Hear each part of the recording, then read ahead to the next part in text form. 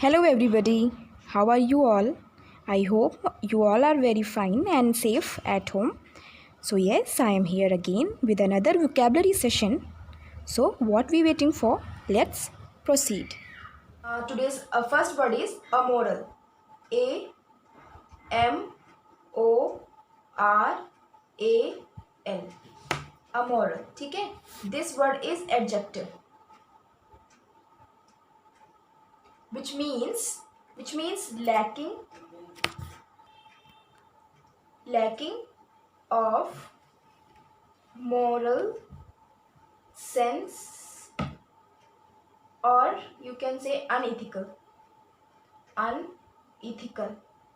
ठीक है. हिंदी में आप बोल सकते हो नीतिहीन, यानी कि नीति के बिना कोई चीज अगर हो तो दैट इज अमोरल. ठीक है. एग्जाम्पल्स देखते हैं इस वर्ड को, क्या मतलब हो सकता है या फिर क्या यूसेज है इसका. Business is an amoral activity focused coldly on success. समझ में आ गया होगा आपको मतलब इस सेंटेंस का. Business is an amoral activity. Business एक क्या है, एक अमोरल एक्टिविटी है, मतलब नीतिहीन एक्टिविटी है, जिसमें फोकस किस चीज़ का रहता है. उसमें सिर्फ और सिर्फ फोकस जो होता है, जो कह सकते हैं स्ट्रांगली जो फोकस होता है, वो सिर्फ और सिर्फ सक्सेस पाने के लिए होता है. किसी भी कैसे भी आपको बिजनेस में सक्सेस लेना है, बाय हुक और बाय क्रुक. ठीक है. That is mean amoral. ठीक है. नीतिहीन. ठीक है. अनएथिकल वे में भी अगर आप चाहो तो आप सक्सेस पाने के लिए बिजनेस में अपनी चीज़ें को यूज़ कर सकते हो, अपने माइंड को. ठीक है. ये आपका मतलब हो गया है. सिनोनिम्स देखते हैं अमोरल के क्या क्या बन सकते हैं. सिनोनिम्स में देखते हैं क्या क्या हो सकता है. पहला तो आपका हो जाएगा अनमोरल. ठीक है. अनमोरल कह सकते हो, नीतिहीन मतलब अनमोरल भी कह सकते हो उसको. सेकंड आप बोल सकते हो अनकर्व्ड. ठीक है. एंटोनिम्स देखते हैं क्या हो सकते हैं इसके. एंटोनिम में देखते हैं, फर्स्ट ऑफ ऑल आप बोल सकते हो सिंपली मोरल. ठीक है. और सेकंड बोल सकते हो चेस्ट मीन्स वैसे तो होता है पवित्र. ठीक है. क्योंकि यहाँ पे नीतिहीन चीज़ें हैं या अनइथिकल है, तो आप अमोरल को जो अमोरल के एंटोनिम्स के तौर पर चेस्ट को यूज कर सकते हो. ठीक है. अब नेक्स्ट वर्ड देखते हैं हमारा क्या है. Our next will be कोहैबिटेड.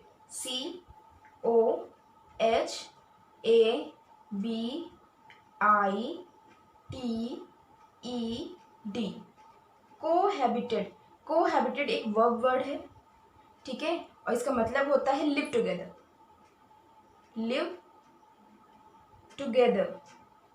ठीक है. ये इसका मतलब हो जाएगा, या फिर हिंदी में आप बोलना चाहें तो ये लिख लीजिए साथ रहना.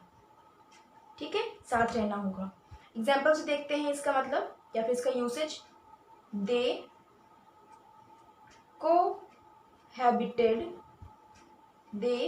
cohabited in a small apartment in the city. ठीक है. They cohabited in a small apartment in the city. मतलब क्या वे कहाँ रहते हैं, वे एक स्मॉल कह सकते हो अपार्टमेंट में, शहर के एक स्मॉल अपार्टमेंट में साथ रहते थे, ये कह सकते हैं आप. ठीक है. सिनोनिम देखते हैं इसका क्या क्या हो सकता है. सिनोनिम में पहले तो आप बोल सकते हो कॉन्जुगेट बोल सकते हो. ठीक है. कॉन्जुगेट बोल सकते हो सिनोनिम. सेकंड देखते हैं क्या हो सकता है. लिव विद बोल सकते हैं आप सिंपली. ठीक है. एंटोनिम्स देखते हैं क्या हो सकता है इसका. एक तो बोल सकते हो सीधा सीधा डिसजॉइन. ठीक है. साथ ना रहना, तो ज्वाइन नहीं करना किसी को, तो डिसजॉइन आप बोल सकते हो सिंपली. एंड दूसरा अगर आप बोल सकते हो कि इसका आप उल्टा अगर बोलते हो कि भाई अपोजिट होगा, तो विदाउट बोल सकते हो. ठीक है. विदाउट लिव टुगेदर बोल सकते हो सिंपली. ठीक है. ये आपके वर्ड्स हो जाएंगे. एज एंटोनिम अगर आप यूज करना चाहो तो यूज कर सकते हो. ठीक है. अब पहुंचते हैं नेक्स्ट वर्ड की तरफ. Our next word will be destitution. Third word होगा और इसका मतलब है डेस्टिट्यूशन, वर्ड है आपका डेस्टिट्यूशन, DESTITUTION, डेस्टिट्यूशन। ठीक है, ये जो वर्ड है वो नाउन है और इसका मतलब क्या होता है, इसका मतलब होता है इम्पविशमेंट। ठीक है, इम्पविशमेंट आप बोल सकते हो, या फिर हिंदी में अगर आपको बोलना है तो अभाव बोल सकते हो, किसी चीज़ की कमी बोल सकते हो। ठीक है, यूसेज से देखते हैं इसका मतलब क्या हो सकता है, किस तरह से यूज कर सकते हैं इसको हम।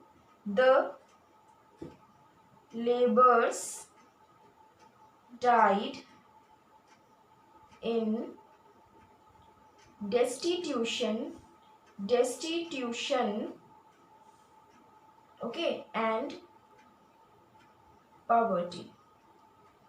ठीक है, सिंपल सेंटेंस था, समझ में आ गया होगा आई होप। मतलब कहने का है था कि जो लेबर्स हैं, ठीक है, जो मजदूर होते हैं वो डाइड, जो मतलब क्या होता है कि डेस्टिट्यूशन एंड पॉवर्टी मतलब कि अभाव से या फिर गरीबी से मर गए। ठीक है, the labours died in destitution and poverty, जो लेबर्स हैं, जो मजदूर हैं, वो मर गए, किस वजह से मर गए, अभाव में और गरीबी में वो मर गए। ठीक है, ये मतलब हो जाएगा आपको, डेस्टिट्यूशन मतलब हो जाएगा किसी चीज़ का अभाव। सिनोनिम देखते हैं क्या हो सकता है। ठीक है, सिनोनिम अगर आप यूज़ करो तो एक तो पहला बोल सकते हो इनसॉल्वेंसी बोल सकते हो, इनसॉल्वेंसी बोल सकते हो आप। ठीक है, एंड सेकंड अगर आप बोलना चाहो तो स्ट्रैप्ड बोल सकते हो, स्ट्रैप्ड। ठीक है, स्ट्रैप्ड बोल सकते हो, इसके लिए सिनोनिम की तरह यूज़ कर सकते हो इसको। ठीक है, एंटोनिम पे देखते हैं क्या क्या हो सकता है इसका एंटोनिम। एंटोनिम में बोल सकते हो, सीधी सी बात है, किसी चीज़ की अभाव है, सीधे से बोल सकते हो आप उसको वेल्दी। ठीक है, अपोजिट सीधा बोल सकते हो वेल्दी। ठीक है, सेकेंड आपका हो जाएगा प्रॉस्पेरस। ठीक है, प्रॉस्पेरस, ये आपके हो जाएंगे। आई होप आपको तीनों वर्ड समझ में आए होंगे। एक बार रिवाइज करते हैं तीनों ही वर्ड्स को। तो पहला वर्ड था हमारा अमोरल, एडजेक्टिव वर्ड था ये, और इसका मतलब था लैकिंग ऑफ मॉरल सेंस और अनइथिकल या फिर नीतिहीन, नीति के अभाव या भी बोल सकते हो आप इस वर्ड का मतलब। ठीक है, नेक्स्ट वर्ड था हमारा कोहेबिटेड, मतलब इसका होता है लिव टुगेदर या फिर साथ रहना। ठीक है, थर्ड वर्ड था हमारा डेस्टिट्यूशन, जिसका मतलब था इम्पविशमेंट, मतलब किसी भी चीज़ का अभाव, ये आपका मतलब था। ठीक है, आप पहुंचते हैं नेक्स्ट वर्ड की तरफ। So our fourth word is curtail, CURTAIL,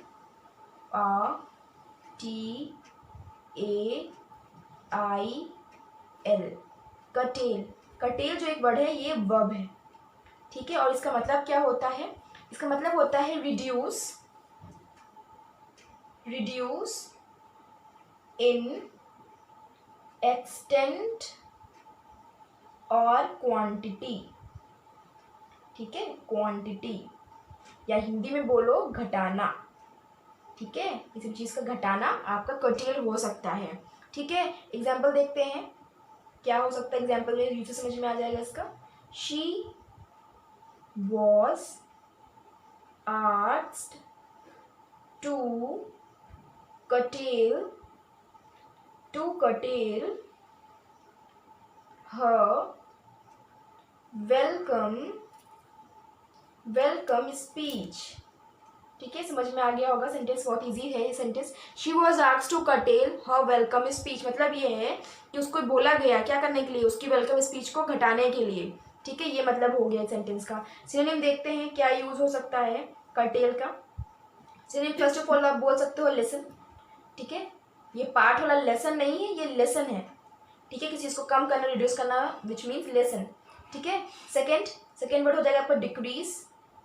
ठीक है, डिक्रीज आप बोल सकते हो इसके सिनोनिम के तौर पर। एंटोनिम आप देखते हैं क्या हो सकता है इस वर्ड का। एंटोनिम एक तो हो जाएगा आपका इंक्रीज,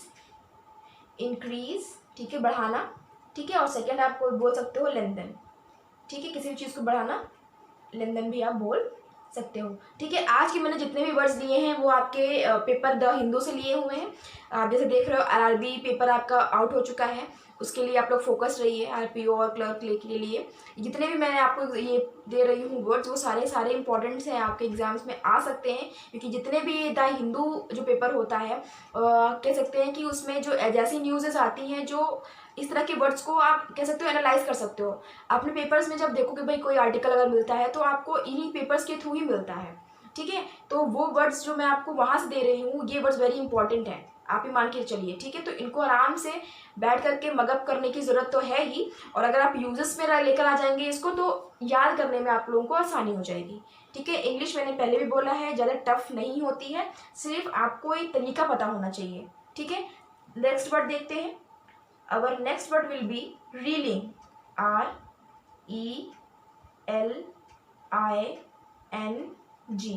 RELING। रीडिंग जो वर्ड है एक वर्ब है, और इसका मतलब क्या होता है? इसका मतलब होता है loose once balance while walking, ठीक है। या फिर आप इसको बोल सकते हो हिंदी में पलटना, ठीक है, पलट के गिर जाना या फिसल के गिरना, तो आप बोल सकते हो पलटना, हिंदी में बोल सकते हो। यूसेस देखते हैं एग्जाम्पल के से। She hit him so hard that he reeled backwards, ठीक है। क्या मतलब हो जाएगा आपका? She hit him so hard that he reeled backwards. उसने उसको इतनी तेज से उसको हिट किया, बहुत ज़्यादा हार्शली उसको हिट किया, जिससे वो हो गया, वो क्या हुआ, जिससे वो क्या हो गया, रील्ड हो गया मतलब पलट गया, बैकवर्ड की तरफ वो पलट गया, मतलब उल्टा पलट गया। ये आप कह सकते हो सेंटेंस का मीनिंग, ठीक है। सिनोनिम देखते हैं रील्ड का क्या हो सकता है। आइए देखते हैं सिनोनिम्स। पहला आप बोल सकते हो इसको स्लैगरिंग बोल सकते हो, ठीक है। और सेकेंड आप बोल सकते हो डेज्ड, ठीक है। डेज्ड भी, ये दोनों वर्ड्स को आप रीलिंग के सिनोनिम के तौर पे यूज कर सकते हैं। एंटोनिम देखते हैं। एंटोनिम्स में क्या क्या हो सकता है? एक तो हो जाएगा स्टेबल, ठीक है, इजी वर्ड है, फेमिलियर वर्ड है स्टेबल। एंड सेकेंड आप देखो स्टडी, ठीक है, स्टडी भी आप बोल सकते हो एंटोनिम रीलिंग का, ठीक है। आई होप आपको समझ में आ रहा है। Next word is abrupt, ABRUPT,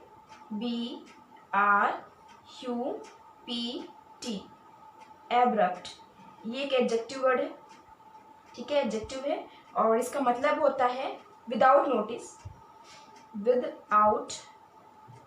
notice कुछ हो, ठीक है। तो सडनली होगा ना, अगर कोई चीज़ विदाउट नोटिस होती है तो सडनली होगा ना, जिस चीज़ को हमें पता ही नहीं है, तो अचानक आप बोल सकते हो, हिंदी में अचानक बोल। The accident brought his career to an abrupt end. The accident brought his career to an abrupt end. मतलब क्या हो गया कि जो एक्सीडेंट हो गया था, ठीक है, द एक्सीडेंट ब्रॉट मतलब एक्सीडेंट ने क्या कर दिया है, एक्सीडेंट ब्रॉट हिज करियर, उसके करियर को एक एब्रप्ट एंड ला दिया, मतलब अचानक से, विदाउट नोटिस। भाई एक्सीडेंट क्या होता है, मतलब पता के तो होता नहीं एक्सीडेंट सिंपली। तो एक्सीडेंट होने से क्या हो गया है कि उसका जो करियर हो गया है वो अचानक से बंद हो गया है। भाई उसको या तो फिर उस एक्सीडेंट में बहुत ज़्यादा उसको चोटें आई होंगी जिस तरह से, ठीक है। ये मतलब हो गया इस सेंटेंस का। तो मतलब आपको समझ में आ गया होगा एब्रप्ट का क्या हो सकता है। अब देखते हैं सिनोनिम क्या क्या यूज कर सकते हैं आप एब्रप्ट की तरह पे। हैस्टी आप बोल सकते हो, बिल्कुल हैस्टी आप बोल सकते हो, ठीक है। सेकेंड देखते हैं क्या हो सकता है, क्विक भी आप बोल सकते हो सिनोनिम के तौर पे इसके, ठीक है। एंटोनिम देखते हैं इसका क्या क्या यूज कर सकते हैं हम अपोजिट वर्ड में। ग्रेजुअल बोल सकते हो, ठीक है। भाई कहते हैं ना कि थिंग्स आर गोइंग ग्रेजुअली, ठीक है, सडनली कुछ चीज़ ना होना, तो ग्रेजुअल आप बोल सकते हो, ठीक है। आराम से धीरे धीरे, मतलब स्टेप बाय स्टेप प्रोसेस के बाद एक प्रोसेस होना, दैट इज ग्रेजुअली चीज़ों को होना, ठीक। तो ग्रेजुअल आप बोल सकते हो एक तो एंटोनिम। सेकेंड आप बोल सकते हो लेजरली, ठीक है, लेजरली आप बोल सकते हो, ठीक है, तो ये आपके सेंटेंस ये वर्ड्स थे आपके। एक बार रिवाइज करते हैं तीनों वर्ड्स को। एक था आपका कर्टेल, मतलब था इसका रिड्यूस इन एक्सटेंट और क्वांटिटी, किसी भी चीज़ में घटाना आपका कर्टेल होता है। ठीक है, कर्टेल मतलब कट से याद रखोगे तो याद रहेगा हमेशा कि घटाना होता है। ठीक है, नेक्स्ट वर्ड हमारा है रीलिंग। ठीक है, रीलिंग मतलब होता है भाई जिसी तरह चलता है, रेलिंग होती है, रीलिंग होती है, उसी से आप याद रखिए। वर्ब होता है, ठीक है, वॉकिंग से रिलेटेड चीज़ें होती है, मतलब अगर आपने अपना बैलेंस लूज किया तो आप गिरोगे तो गिरोगे ही। ठीक है, तो loose once balance while walking is railing. Okay, last word था हमारा एब्रप्ट, एडजेक्टिव वर्ड था, और इसका मतलब था सडनली किसी चीज़ को होना, मतलब विदाउट नोटिस कोई चीज़ अगर होती है तो सडनली ही होती है। ठीक है, तो एब्रप्ट मतलब आपका विदाउट नोटिस, सडनली आप कह सकते हो किसी चीज़ को होना, सडन बोल सकते हो, अचानक चीज़ों का होना। ठीक है, तो ये आपके सारे के सारे वर्ड्स थे आज, और बहुत इंपॉर्टेंट वर्ड्स हैं, और मैं बेसिकली बोल रही हूँ बैंकिंग स्टूडेंट्स के लिए भी कि सारे पेपर्स अभी के लिए जो पेपर्स आने वाले हैं वो आपके बैंकिंग के आने वाले हैं। ठीक है, तो फोकस करके चलिए, सारे वर्ड्स आपको कहीं ना कहीं बहुत कह सकती हूँ कि फ़ायदा करेंगे, आप ध्यान रखते हैं अगर। और मैं इसीलिए आपको सेंटेंस भी ऐसे इजी बना के देती हूँ, या फिर सिनोनिम एंटोनिम्स भी साथ में दे देती हूँ कि आपके मतलब जो मेन वर्ड्स जो मैं दे ही रही हूँ उसके साथ आपके जो है सिमिलर वर्ड्स भी या फिर उसके एंटोनिम्स भी कवर होते चले। तो इस तरह से मैं आपको सेशन को ईजी बना कर देती हूँ।